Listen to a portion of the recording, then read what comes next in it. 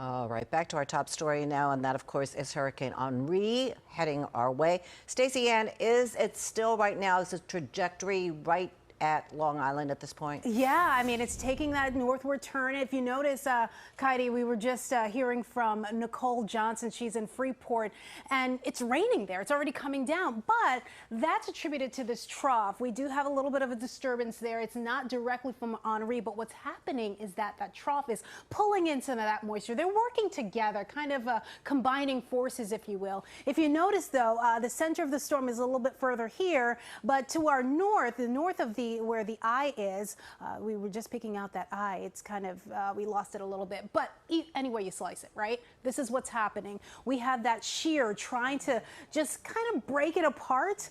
Drier air is trying to work in. However, that's all going to change. It's going to start to fill in again. Water temperatures are in the 80s. It's warm. It's conducive for further development. We have that high that's also helping to steer this along.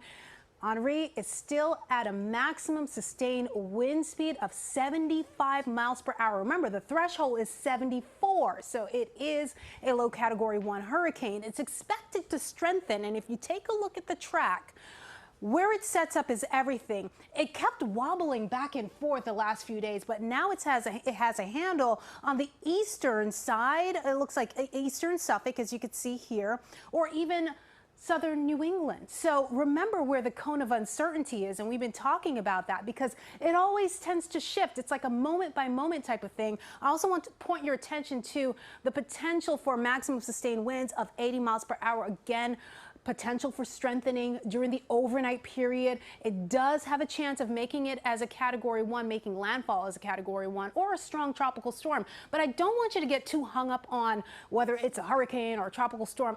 Any way you slice it, we're talking about significant life-threatening impacts. Also noticing the heavier or higher amount of rain totals on the western side of the storm. So right around here is where we're picking up those higher numbers, and I'm going to show you that in a little bit.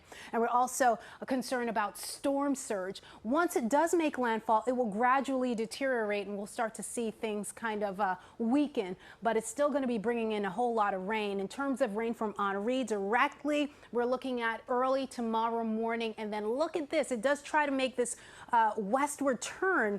This is where we're picking up the higher amounts in terms of the rainfalls. It all depends on where these bands set up.